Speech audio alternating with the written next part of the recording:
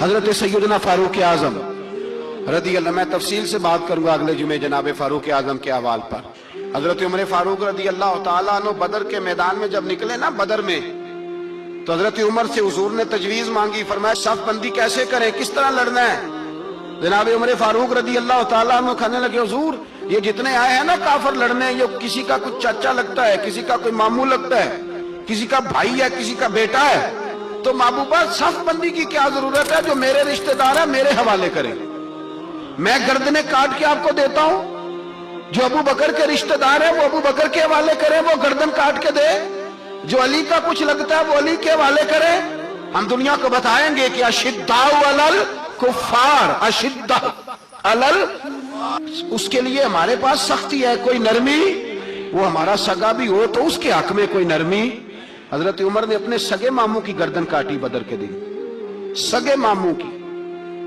حضرت ابو عبیدہ بن جراح، سنو، اسلام امن کا درس دیتا ہے، محبت کا درس دیتا ہے، بھائی اسلام ہی تو امن کا درس دیتا ہے، پر جڑی بوٹی کاٹنا بدامنی نہیں ہوتا، ظالم کا ہاتھ پکڑنا بدامنی، اور امن والے اور ہوتے ہیں بزدل، ان دونوں میں فرق ہوتا ہے۔ امن والا بننے کا کہا گیا ہے، بزدل بننے کا کہا۔ میرے نبی پاک نے جو بدر میں تلوار اٹھائی تھی، زرہ پہنی تھی، حضور علیہ السلام نے لوہے کی جیکٹ پہنی تھی، تو وہ بھی میرے رسول پاک نے امن کے لیے ہی پہنی تھی۔ میرے نبی پاک صلی اللہ علیہ وسلم نے احد کے دن جو ہتھیار اٹھائے تھے تو وہ بھی امن کے لیے اٹھائے تھے، وہ بھی امن کے لیے حضور نے ہتھیار اٹھایا تھا۔ ہتھیار اٹھانا بد امنی کی علامت نہیں ہوتا میرے بھائی، یاد رکھیں۔ حضرت ابو عبیدہ بن جراح نے میدان بدر کے اندر جب جنگ کا طبل بجا، حالات بگڑے، جناب ابو عبیدہ بن جراح کہتے ہیں تاریخ نے ایک عجیب موڑ پہ مجھے لا کے کھڑا کیا۔ آپ فرماتے ہیں میرے لیے اللہ نے جو آزمائش رکھی وہ سب سے بڑی رکھی۔ فرمانے لگے جب میں میدان میں نکلا تو کافروں نے میرے سامنے جس کو لا کے کھڑا کیا وہ میرا سگا باپ تھا۔ آپ فرماتے ہیں اب مشکل بن گئی، عشق تے اگ دوویں ایک برابر، تے عشق دا سیک بدھیرا، اگ تے ساڑے ککھ تے کانے، تے عشق ساڑے تن میرا، تے اگ دا دارو می تے پانی، کوئی دسے ہیں عشق دا دارو کیڑا، بلے شاہ تھے کچھ بھی نہیں بچدا جتھے عشق ہوراں دا ڈیرا۔ فرمانے لگے اب میرے لیے سامنے باپ، ادھر بیٹا۔ آپ فرماتے ہیں دو رستے تھے، باپ بچاؤں یا رسول اللہ کا دین بچاؤں۔ ایک منٹ تھا فیصلہ کرنے کے لیے کہ ابا بچے گا یا دین بچے گا، کفر بچے گا یا اسلام بچے گا۔ فرماتے ہیں میں نے منٹ پورا نہیں سوچا، میں نے تلوار اٹھائی، باپ کی گردن کاٹ کے گرائی اور رسول اللہ کا دین بچا لیا۔ باپ کی گردن کٹ کے گری اور نبی پاک کا دین بچ گیا، بچا لیا رسول اللہ کا دین۔ حضرت عمر نے ماموں کو مارا۔ حضرت مصعب ابن عمیر کہتے ہیں تاریخ مجھے بھی لا کے کھڑا کرتی ہے، بدر کے میدان میں تو کفر کا لبادہ اوڑھ کے جب سامنے آیا تو وہ میرا سگا بھائی تھا، سگا بھائی۔ ہزاروں قومیں وجود میں آئیں دہر میں خشک و تر کے رشتے سے، پر ہم نے بنیاد دوستی رکھی یاد خیر البشر کے رشتے سے۔ سگا بھائی کفر کا نمائندہ بن کے سامنے کھڑا ہوا۔ مجھے اکٹھے کھیلنا بھی یاد تھا، مجھے ایک برتن میں روٹی کھانا بھی یاد تھا، ایک ماں سے لوریاں سننا بھی یاد تھا۔ فرماتے ہیں یہ سارا کچھ یاد تھا، پر اسلام کے حق میں دیا ہوا خطبہ جو محمد عربی نے دیا تھا وہ بھی مجھے یاد تھا، مجھے رسول اللہ کی بتائی ہوئی باتیں بھی۔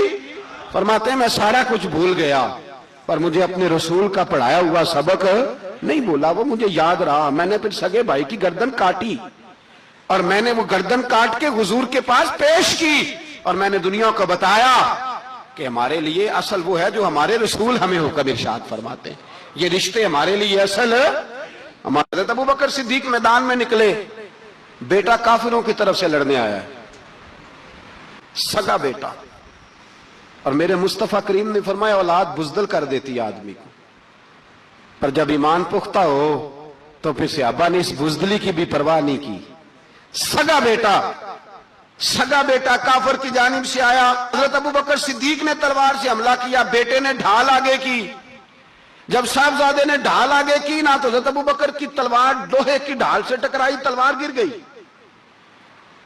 اب حضرت ابو بکر نے ہتے ہو گئے، صاحبزادے نے اٹھائی تلوار، کہتا جب میں مارنے لگا تو خیال آیا گھر تو میرا اجڑے گا نا، باپ تو میرا ہی ہے نا۔ صاحبزادے کہتے ہیں میں ابو بکر صدیق کو چھوڑ کے چلا گیا، بعد میں مسلمان ہو گئے، کلمہ پڑھ لیا۔ ایک دن گھر میں بیٹھے تھے تو بات شروع ہو گئی۔ صاحبزادے کہنے لگے ابا جی وہ یاد ہے نا جب میری ڈھال سے آپ کی تلوار ٹکرائی تھی اور تلوار گر گئی تھی تو میں نے آپ کو باپ سمجھ کے چھوڑ دیا، میرا ہی گھر اجڑنا تھا باپ سمجھ کے۔ جناب صدیق اکبر رضی اللہ تعالیٰ عنہ صاحب ابن شام نے لکھا ہے کہ اپنی سرین پر 2 دفعہ ہاتھ مارا، 2 دفعہ۔ کہنے لگے بیٹے تو اس وقت کافر تھا، تو نے مجھے چھوڑ دیا، میں جب واپس پلٹا تھا نا اسی دن اسی لمحے تو میرے دل میں خیال تھا کہ بیٹے نے تو چھوڑ دیا ہے، لیکن اگر بیٹا یوں میری تلوار کے نیچے آتا میں بیٹا سمجھ کے معاف نہ کرتا، کفر کا نمائندہ سمجھ کے قتل کر دیتا۔ اس لیے کہ میری نظر میں اگر کوئی اہمیت ہے تو رسول اللہ کے فرمان کی اہمیت ہے، باپ بیٹے اولاد کی کوئی اہمیت ہے؟ اشداء علی الکفار، کافر سے نفرت ہی نہیں ہوتی۔ حضرت عمر فاروق رضی اللہ، مجھے پلٹ پلٹ کے یاد آتے ہیں سیدنا فاروق اعظم، حضرت فاروق اعظم رضی اللہ تعالیٰ عنہ سے عیسائی بادشاہ نے کہا میں ملنا چاہتا ہوں۔ آپ فرمانے لگے ٹائم نہیں، جو تجھے ملنا ہے وہ مدینے کے غریبوں کو نہ ملوں گا، وہ رسول اللہ کے نوکروں کو نہیں ملوں گا، تجھے مل کے کیا کرنا ہے؟ میں انہیں ملوں گا جن کے لبوں پہ رسول اللہ کا درود جاری ہے، جو مصطفیٰ سے پیار کرتے ہیں، مجھے تجھ سے ملنے کی کوئی ضرورت ہے؟ ہمارے ہاں وہ نفرت نہیں کفر کے لیے جو مسلمان کے دل میں ہونی چاہیے۔ میرے رسول پاک سید عالم نور مجسم صلی اللہ علیہ وسلم نے جو لوگ تیار فرمائے، نیند تو نہیں آ رہی آپ حضرات سے؟ ایک وہ منظر تھا حضرت عمر نے جب اپنے سگے ماموں کو لتاڑا، جناب ابو عبیدہ بن جراح نے باپ کو قتل کیا، مصعب بن عمیر نے بھائی کو قتل کیا، ایک وہ منظر تھا۔ ایک وہ منظر تھا جب مسلمان مکے سے مدینے آئے، مدینہ طیبہ پہنچے تو مصطفیٰ کریم نے فرمایا یہ تمہارے بھائی ہیں، بس بات ختم ہو گئی، یہ تمہارے، میں اتنی سی بات ہے، یہ تمہارے، اس سے زیادہ نہیں، کوئی لمبا خطبہ نہیں نبی پاک نے دیا، فرمایا یہ تمہارے، اپنے بھائیوں کی مدد کرو۔ حد ہو گئی مدد کرنے کی، بھائی کا بازو پکڑا، گھر لے گئے، کہنے لگے یہ 15 کلے میرے ہیں، 6 جو تمہیں پسند آتے ہیں رکھ لو، تمہارے ہو گئے۔ گھر کا سامان بستر رضائیاں تک نکال کے دروازے کے اندر رکھے، بھائی سے کہا یار جو تجھے اچھا لگتا رکھ لے، آدھا تیرا آدھا میرا۔ یہاں تک ایک وہ موقع جب اشداء علی الکفار، ایک یہ موقع رحماء بینہم، صحابہ کرام علیہم رضوان میں سے کسی کے پاس 2 باغ تھے، ایک میں کھجوریں زیادہ پکی ایک میں کم پکی، جب وہ اپنے بھائی کو دینے لگا تو اس نے کہا تجھے رسول اللہ نے میرا بھائی بنایا ہے، تجھے وہ والا باغ دوں گا جس کی کھجوریں زیادہ پکی ہوئی ہیں، وہ والا باغ دوں گا، کھجوریں زیادہ پکی ہوئی۔ اور یار تاریخ عالم نے یہ نظارہ نہیں دیکھا کہ وہاں سے ایک شخص آیا غریب ہے رشتہ نہیں ملتا، یہاں ایک شخص نے کیا کیا، اس کو اپنے خاندان سے اپنے گھر سے رشتہ بھی دیا، کہا بھائی ہے اس کو یہاں بسانا ہے، رکھنا ہے، لانا ہے۔ کوئی تہذیب کا ٹکراؤ نہیں ہوا، کوئی ان لوگوں کے آپس میں جھگڑے نہیں ہوئے، کوئی نہیں کہا کہ یہ مہاجر ہے یہ انصار ہے، کوئی کسی جگہ نہیں کہا تمہارا کھانا پینا رہنا سہنا الگ ہے، کوئی کسی جگہ بحث نہیں ہوئی، آدھا بانٹ کے دیا۔ اور پھر بھائی چارے کا حال یہ تھا کہ تبوک کے بعد جب بڑا مال آیا نا مسلمانوں کے پاس، ڈھیر لگ گئے، بحرین سے مال آیا تو ڈھیروں لگ گئے، تو رسول پاک صلی اللہ علیہ وسلم نے انصار مدینہ کو بلایا، مدینے والوں کو، فرمایا تم نے بڑا احسار کیا تھا اپنے بھائیوں پر، تم نے اپنی آدھی جائیدادیں دے دی تھی، تم نے رحماء بینہم کا پورا مظاہرہ عملاً کر کے دکھایا، اب مال آ گیا ہے، 2 آپشن میں تمہیں دیتا ہوں، 2 قسم کی ترجیحات، ایک چیز قبول کر لو۔ کہا یا رسول اللہ صلی اللہ علیہ وسلم حکم فرمائیے۔ فرمایا یہاں تو جو مال تم نے اپنے مہاجر بھائیوں کو دیا ہے وہ واپس لے لو، وہ تم واپس لے لو، اور یہ جو مال آیا یہ میں ان میں بانٹ دیتا ہوں، یا اس طرح کرو کہ میں یہ مال تمہارے درمیان آپس میں آدھا آدھا بانٹ دیتا ہوں، یا تمہیں کچھ فیصد زیادہ دے دیتے ہیں انہیں کم دے دیتے ہیں۔ بات ہو رہی تھی، انصار چپ تھے، حضور نے فرمایا بولتے کیوں نہیں؟ پتہ محبوب کو بھی ہے کہ یہ بولیں گے تو مجھے بھی ٹھنڈ پڑے گی اور قیامت تک ساری امت کو سکون ملے گا۔ فرمایا بولو، تو انصار مدینہ بولے تو رو کے بولے، کہا محبوبہ ہم نے مال کیا کرنا ہے، ہمارے پاس رسول پاک جو موجود ہے، یا رسول اللہ ہم نے کیا کرنا ہے مال کا؟ حضور جو اب آیا یہ بھی سارا انہیں دے دے، جو ہم نے دیا تھا انہیں وہ بھی ان کے پاس رہنے دیں، اور یا رسول اللہ جو بعد میں آئے وہ بھی انہیں دے دیں. ہماری شرط یہ ہے کہ ہمارے درمیان اللہ کے رسول موجود رہنے چاہیے, محبوب ہمارے درمیان رہیں. مال و دولت کی ہمیں ضرورت ہے, یہ رحماء بینہم ہے. آپس میں بانٹ کے ہر چیز اپنے بھائیوں کو دے دی. حضرت عمر عیسائی بادشاہ ٹائم مانگتا تو کہتا ہے کوئی ٹائم نہیں, چل دوڑ جا. ملک شام جاتے ہیں, جب فتح ہوتے ہیں حضرت سعد بن ابی وقاص بلاتے ہیں, شام جاتے ہیں تو حضرت عمر کہتے ہیں شام آئے ہیں یار, سب سے پہلا کام یہ کر بلال کا تو پتہ کر. یہاں سنا ہے بلال حبشی کا مکان بھی کہیں نیڑے نیڑے ہے, پتہ تو کر.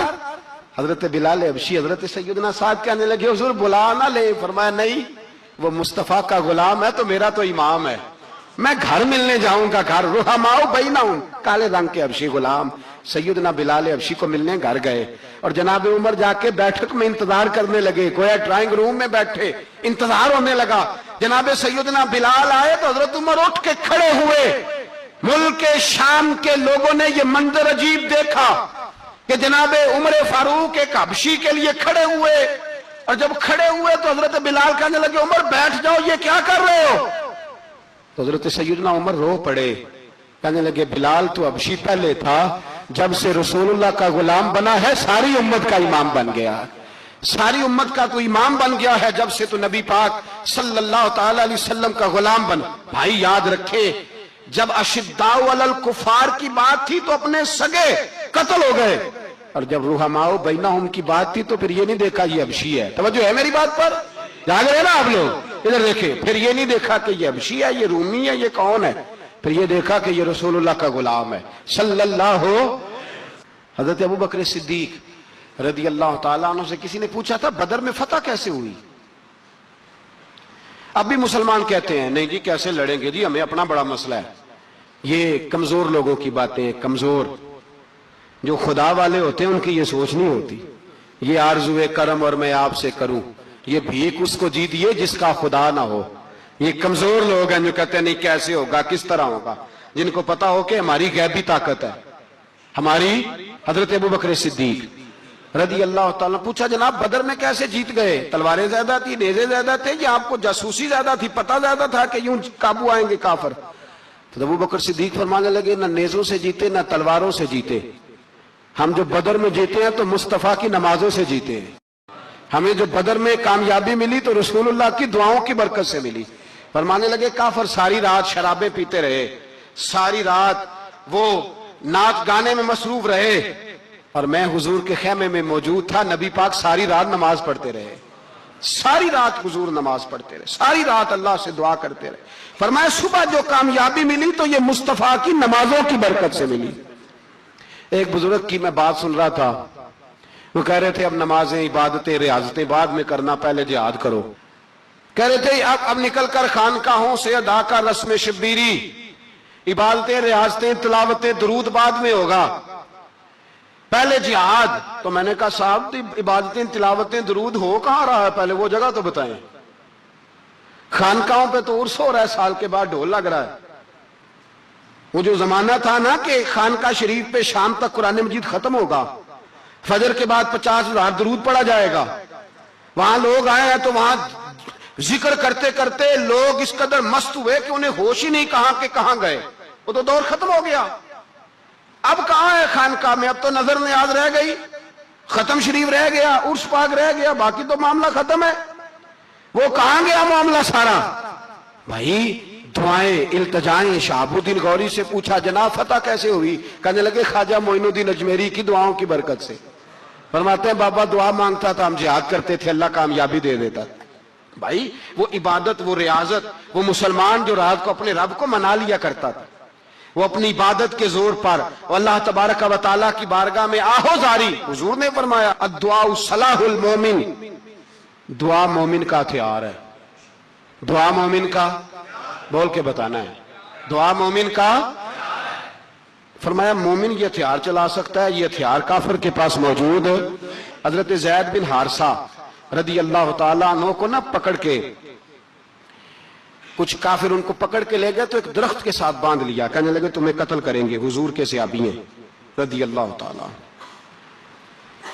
جب کافر آپ کو قتل کرنے لگا نا تو انہوں نے درخت کے ساتھ اچھی طریقے سے ٹانگیں باندھ لی، ہاتھ باندھ لیے، گردن باندھ لی، کہنے لگا بلا اپنے رب کو۔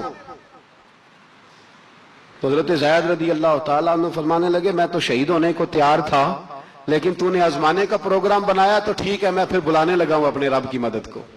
اے اللہ مدد فرما۔ اس نے اتنی دیر میں تلوار نیام سے نکال لی، اے اللہ مدد فرما۔ اس نے جب تک دونوں ہاتھوں میں تلوار سونت لی، اے اللہ مدد فرما۔ جب تیسری بار آپ نے یہ کہا تو اس نے تلوار اٹھائی، کہا اللہ مدد فرما۔ حضرت زید رضی اللہ تعالیٰ عنہ کہتے ہیں جب چوتھی بار میری زبان سے لفظ نکلے، کافر کے ہاتھ میں تلوار تھی پر گردن بھی اس کی کٹ کے نیچے گر گئی، کہ گردن کٹ کے اسی وقت نیچے گری۔ مجھے کسی نے کھولا، نہ مارنے والا نظر آیا، نہ گردن کاٹنے والا نظر آیا، نہ مجھے کھولنے والا۔ تو میں نے کہا آنے والے تو بتا تو سوئی تو کون ہے؟ تو کہنے لگے میں جبریل امین ہوں، میں جبریل امین ہوں، میں جبریل، مجھے دشمنوں نہ چھیڑو، میرا ہے کوئی جہاں میں، مجھے دشمنوں نہ چھیڑو، میرا ہے کوئی جہاں میں ابھی پکار لوں گا، نہیں دور ہے مدینہ۔ کہا جب تو نے، حضرت جبریل کہنے لگے جب تو نے پہلی دفعہ کہا نا اللہ مدد فرما تو میں سدرۃ المنتہا پہ تھا، مجھے حکم ہوا جبریل دیر نہ کرنا۔ فرماتے ہیں جب دوسری دفعہ تو نے کہا نا اللہ مدد فرما تو میں 7ویں آسمان پہ تھا، اور جب تیسری دفعہ کہا مدد فرما تو میں پہلے آسمان پہ تھا، اور فرمایا جب تو نے کہا چوتھی دفعہ اللہ مدد فرما تو میں تیرے سرانے کھڑا تھا، میں تیرے سرانے۔ تو بھائی اب تو اجتماعی دعا بھی نہیں رہی ہماری، اب تو یہ والا سوتا بھی۔ اکبر الآبادی نے کہا تھا مصیبت میں بھی اب یاد خدا ہم کو نہیں آتی، دعا منہ سے نہ نکلی جیبوں سے عرضیاں نکلی۔